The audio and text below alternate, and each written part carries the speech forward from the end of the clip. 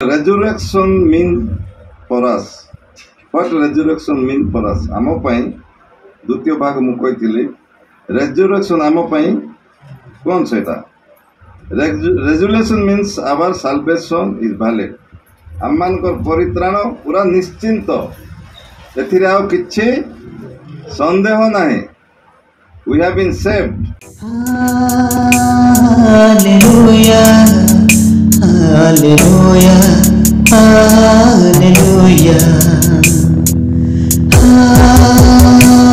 hallelujah, hallelujah, hallelujah.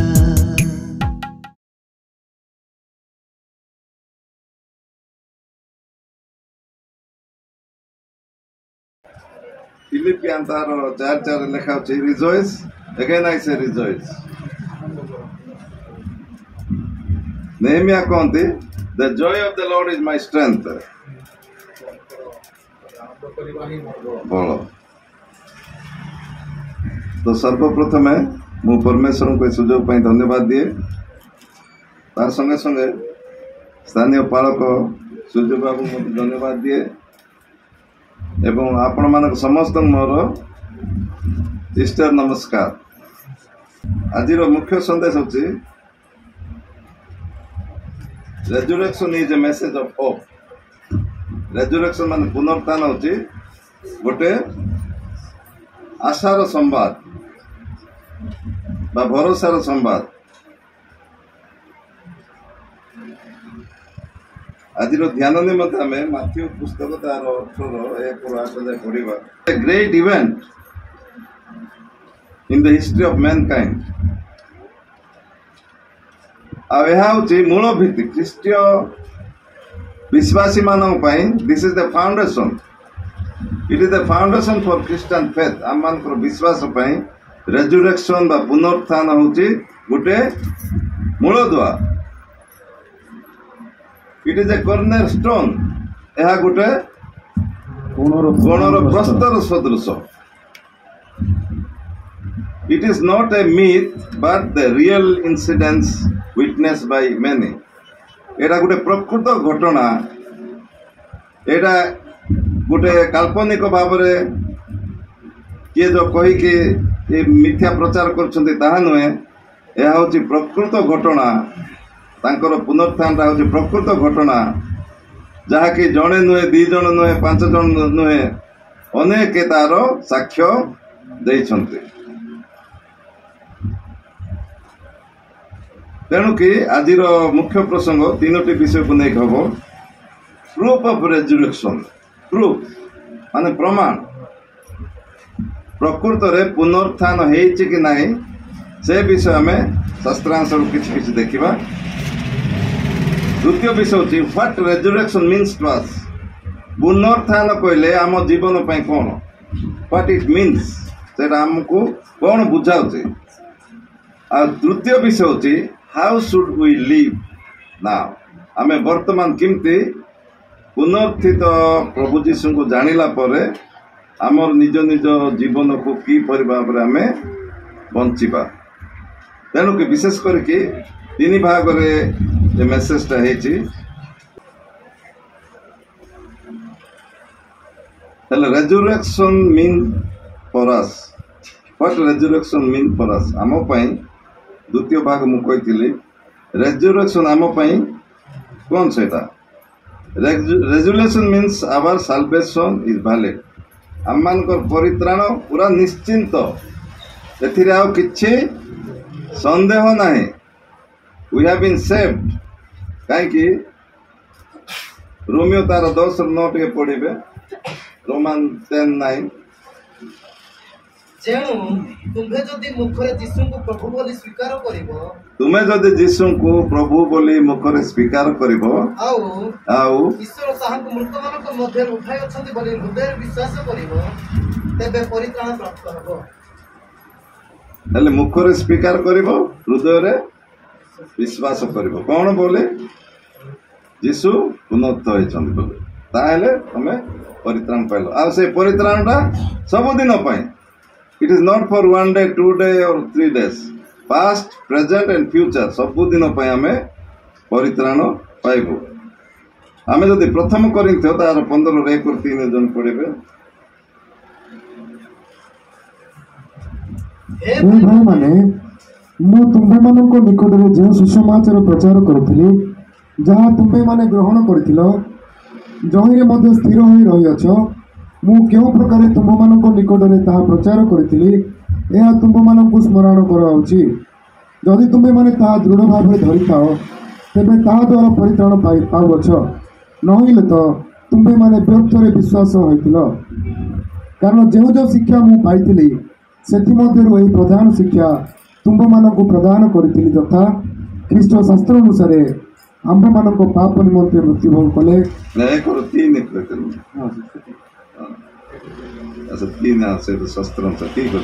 ତେଣୁ ଏଇଟା ହଉଛି ସବୁଠାରୁ କି ଶିକ୍ଷା? ପ୍ରଧାନ ଶିକ୍ଷା, ମେନ୍। ଆଉ ସବୁ କିଛି ତା ବାଦ। ତେଣୁ ପୁନରୁତ୍ଥାନ ହଉଛି ସବୁଠାରୁ ଇମ୍ପୋର୍ଟାଣ୍ଟ। ଯଦି ପୁନରୁତ୍ଥାନ ନାହିଁ ତାହେଲେ ଆମର ପରିତ୍ରାଣ ବି ନାହିଁ, ଆମମାନଙ୍କର ବିଶ୍ୱାସ ବୃଥା। ଯଦି ପୁନରୁତ୍ଥାନ ନାହିଁ ତାହେଲେ ଆମମାନଙ୍କର ପରିତ୍ରାଣ ମଧ୍ୟ ନାହିଁ ଏବଂ ଆମମାନଙ୍କର ବିଶ୍ୱାସ ବୃଥା। ପ୍ରଥମ କରିନ୍ଥ 15:17 ପଢ଼ିବେ ଟିକେ। ଆଉ ଆଉ ଯଦି ଖ୍ରୀଷ୍ଟ ଉତ୍ଥିତ ହୋଇନାହାନ୍ତି, ତେବେ ତୁମ୍ଭମାନଙ୍କର ବିଶ୍ୱାସ ନିଷ୍ଫଳ, ଆଉ ତୁମ୍ଭେମାନେ ଏ ପର୍ଯ୍ୟନ୍ତ ଆପଣା ଆପଣା ପାପରେ ଅଛ। ତୁମମାନଙ୍କର ବିଶ୍ୱାସ କ'ଣ? ନିଷ୍ଫଳ। It is useless. ଆଉ ପରିତ୍ରାଣ ହେଉଛି ଆମମାନଙ୍କର ଆଶା। ପରିତ୍ରାଣ ହେଉଛି ଆମମାନଙ୍କର ଆଶା, ଯାହାକି ପ୍ରଥମ କରିନ୍ଥ 15:14 ଆପଣ ପାଇପାରିବେ। ଆଉ ଯଦି ଖ୍ରୀଷ୍ଟ ଉତ୍ଥିତ ହୋଇନାହାନ୍ତି, ତେବେ ତ ଆମ୍ଭମାନଙ୍କର ପ୍ରଚାର ବୃଥା, ତୁମ୍ଭମାନଙ୍କ ବିଶ୍ୱାସ ମଧ୍ୟ ବୃଥା। ପ୍ରେଜ୍ ଦ ଲର୍ଡ। ଯଦି ଖ୍ରୀଷ୍ଟ ଉତ୍ଥିତ ହୋଇନାହାନ୍ତି, ମାନେ ପୁନରୁତ୍ଥିତ ହୋଇନାହାନ୍ତି, ଉଠି ନାହାନ୍ତି, ତାହେଲେ ଆମମାନଙ୍କର ବିଶ୍ୱାସ ବୃଥା। ତେଣୁକି ଯେତେବେଳେ ଯୀଶୁ ଖ୍ରୀଷ୍ଟ ଦ୍ୱିତୀୟ ଆଗମନ କରିବେ, ସେଇଟା ହେଉଛି ଆମମାନଙ୍କର ଲିଭିଂ ହୋପ୍, ସେଇଟା ହେଉଛି ଆମମାନଙ୍କର ଗୋଟେ ଆଶା। ସେ ନିଶ୍ଚୟ ପୁଣି ଥରେ ଏ ଜଗତକୁ ଆସିବେ ଏବଂ ଆମ ସମସ୍ତଙ୍କୁ ସାଙ୍ଗରେ ନେଇଯିବେ, ଯାହାକି ପ୍ରଥମ କରିନ୍ଥ 15:19 ଯଦି କେବଳ ଏହି ଜୀବନ ନିମନ୍ତେ ଆମ୍ଭେମାନେ ଖ୍ରୀଷ୍ଟଙ୍କ ଠାରେ ଭରସା ରଖିଅଛୁ, ତେବେ ସମସ୍ତ ମନୁଷ୍ୟମାନଙ୍କ ଠାରୁ ଆମ୍ଭେମାନେ ଦୁର୍ଭାଗ୍ୟ। ତେଣୁକି ଯେଉଁମାନେ ଯୀଶୁ ଖ୍ରୀଷ୍ଟଙ୍କୁ ବିଶ୍ୱାସ କରନ୍ତି, ତାଙ୍କ ପଛରେ ଚାଲନ୍ତି ଏବଂ ତାଙ୍କର ସାକ୍ଷ୍ୟ ଦିଅନ୍ତି, ସେମାନେ ହୃଦବୋଧ କରିବା ଦରକାର, ମାନେ ଜାଣିବା ଦରକାର ଯୀଶୁ ଖ୍ରୀଷ୍ଟ ଆଉ ମରିନାହାନ୍ତି, ସେ ଜୀବିତ। He is not dead, he is alive, he has victory over death। ମାନେ ମୃତ୍ୟୁରୁ ସେ ଜୟ କରିଛନ୍ତି, ସେ ଜୀବିତ ପରମେଶ୍ୱର। ପ୍ରଥମ କରିନ୍ଥ 15:15 ଦେଖିବେ। ପୁଣି ଆମ୍ଭେମାନେ ଈଶ୍ୱରଙ୍କ ସମ୍ବନ୍ଧରେ ଯେ ମିଥ୍ୟା ସାକ୍ଷୀ, ଏହା ପ୍ରକାଶ ପାଏ, କାରଣ ଆମ୍ଭେମାନେ ଈଶ୍ୱରଙ୍କ ବିରୁଦ୍ଧରେ ସାକ୍ଷ୍ୟ ଦେଇଥାନ୍ତୁ ଯେ ସେ ଖ୍ରୀଷ୍ଟଙ୍କୁ ଉଠାଇ ଅଛନ୍ତି। ମାତ୍ର ଯଦି ମୃତମାନେ ଉତ୍ଥିତ ନ ହୁଅନ୍ତି, ତେବେ ସେ ତାହାଙ୍କୁ ଉଠାଇ ନାହାନ୍ତି। ତେଣୁକି ଯେଉଁ ରେଜୁରେକ୍ସନ୍ ପାୱାର ବା ପୁନରୁତ୍ଥିତ ଶକ୍ତି ଆମମାନଙ୍କୁ ସାହାଯ୍ୟ କରେ, ଆମେ ଯେପରି ଖ୍ରୀଷ୍ଟଙ୍କ ରାଜ୍ୟର ଲୋକମାନଙ୍କ ପରି ଜୀବନଯାପନ କରିବା ପାଇଁ, କିଙ୍ଗଡମ୍ ଷ୍ଟାଇଲ୍। ଆମେ ଆଉ ପୁରୁଣା ସ୍ୱଭାବରେ ବଞ୍ଚିବା ନାହିଁ, ଆମେ ନୂତନ ସ୍ୱଭାବରେ ବଞ୍ଚିବା, ସେଇଟା ସେ ଆମମାନଙ୍କୁ ଶିକ୍ଷା ଦିଅନ୍ତି। ଯେମିତି ଜହନ ପୁସ୍ତକ ତାର 21:23 ପଢ଼ିବେ। ସେଥିରେ ସେହି ଶିଷ୍ୟ ଯେ ମରିବ ନାହିଁ, ଭାଇମାନଙ୍କ ମଧ୍ୟରେ ଏହି କଥା ବ୍ୟାପିଗଲା। ମାତ୍ର ସେ ମରିବ ନାହିଁ ବୋଲି ଯୀଶୁ ତାଙ୍କୁ କହିନଥିଲେ, କିନ୍ତୁ ମୋର ଆଗମନ ପର୍ଯ୍ୟନ୍ତ ସେ ରହୁ ବୋଲି ଯଦି ମୁଁ ଇଚ୍ଛା କରେ, ତାହେଲେ ସେଥିରେ ତୁମ୍ଭର କ'ଣ ଅଛି ବୋଲି କହିଥିଲେ। ଆମେ ଯଦି ଆଦି ପୁସ୍ତକ 1:2 ଦେଖିବା, ମନୁଷ୍ୟକୁ ଯୀଶୁ ଖ୍ରୀଷ୍ଟ ତାଙ୍କର ଆତ୍ମାରେ ଫୁଙ୍କ ଦେଇଥିଲେ, ନାଇଁ କି? ସେ ମାଟିରେ ମନୁଷ୍ୟକୁ ତିଆର କଲେ ଏବଂ ଫୁଙ୍କିକି ତାଙ୍କୁ ଜୀବନ ଦାନ ଦେଇଥିଲେ।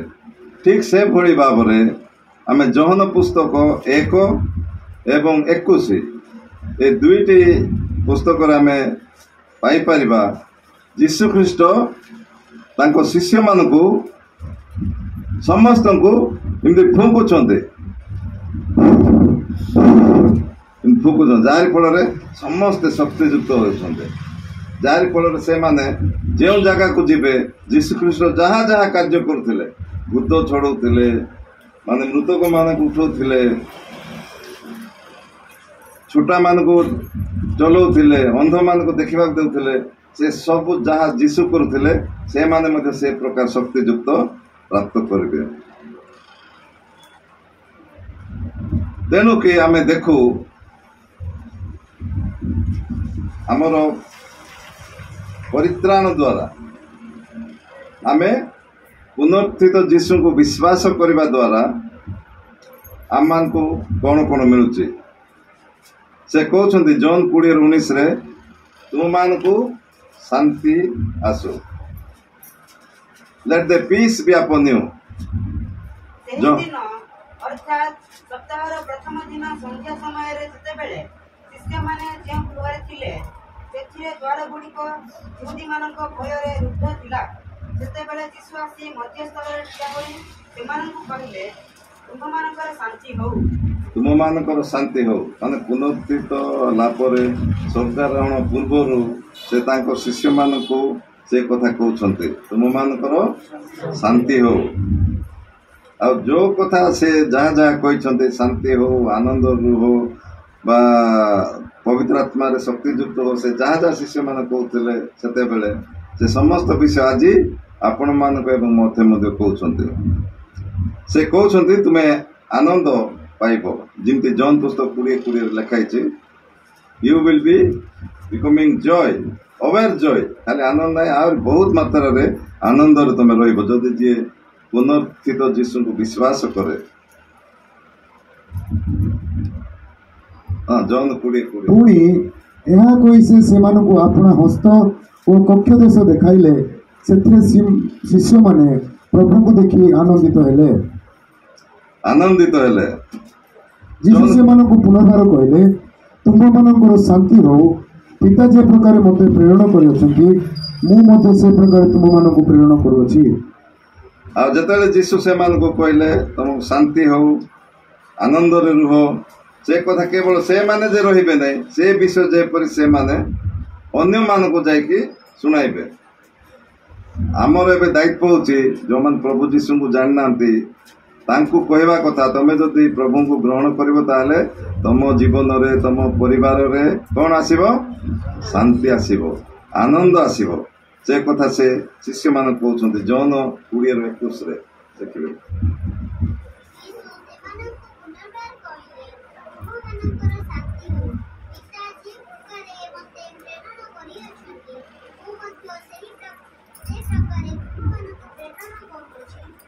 ଠିକ୍।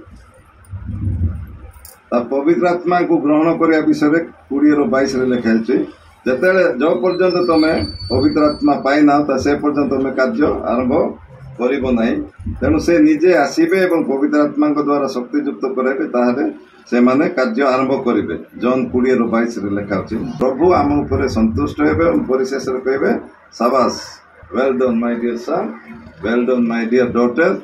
ଯଦି ଏ କଥା ଆପଣମାନେ ଲାଷ୍ଟ ସମୟରେ ପ୍ରଭୁଙ୍କଠାରୁ ଶୁଣିବାକୁ ଚାହୁଁଛନ୍ତି ତାହେଲେ ଆମେ ବାକ୍ୟ ଅନୁସାରେ ଜୀବନଯାପନ କରିବା। କାହିଁକି? Obedient is better than sacrifice. Obedient is better than sacrifice. ବାଧ୍ୟତା ବଳିଦାନ ଅପେକ୍ଷା ଶ୍ରେୟସ୍କର। ତେଣୁ ପ୍ରଭୁ ଆମମାନଙ୍କୁ ଆଶୀର୍ବାଦ କରନ୍ତୁ। ବିଶେଷ କରି ଏ ଇଷ୍ଟର ସଣ୍ଡେରେ ଆମମାନଙ୍କୁ ଏ ପ୍ରକାର ବୁଦ୍ଧି ଜ୍ଞାନ ଦିଅନ୍ତୁ, ଆମେ ଯେପରି ହୃଦବୋଧ କରିବା, କନଭିନ୍ସ ହେବା ଯେ ପ୍ରଭୁ ଯୀଶୁ ମୋ ଲାଗି ମରିଥିଲେ, ମୋ ଲାଗି ସେ ମୃତ୍ୟୁବରଣ କଲେ, କିନ୍ତୁ ମୃତ୍ୟୁ ତାଙ୍କୁ ଡରିକି ରଖିପାରିଲା ନାହିଁ। ସେ ପୁଣି ଉଠିଲେ ଏବଂ ପୁଣି ଥରେ ଆସିକି ଆମକୁ ସମସ୍ତଙ୍କୁ ସେ ନେଇଯିବେ। ଏ ବିଶ୍ୱାସରେ ମଧ୍ୟ ଆମେ ଦୃଢ଼ୀଭୂତ ହେବା। ତା ସାଙ୍ଗେ ସାଙ୍ଗେ ଆମେ ଯାହା ହୃଦବୋଧ କରୁଛୁ ତାହା ନିଜଠାରେ ସୀମିତ ନ ରଖିକି ଅନ୍ୟ ପାଖକୁ ଯାଇକି କହିବା। ଏ ଅଳ୍ପ ଶିକ୍ଷାରେ ପ୍ରଭୁ ଆଶୀର୍ବାଦ ଦିଅନ୍ତୁ।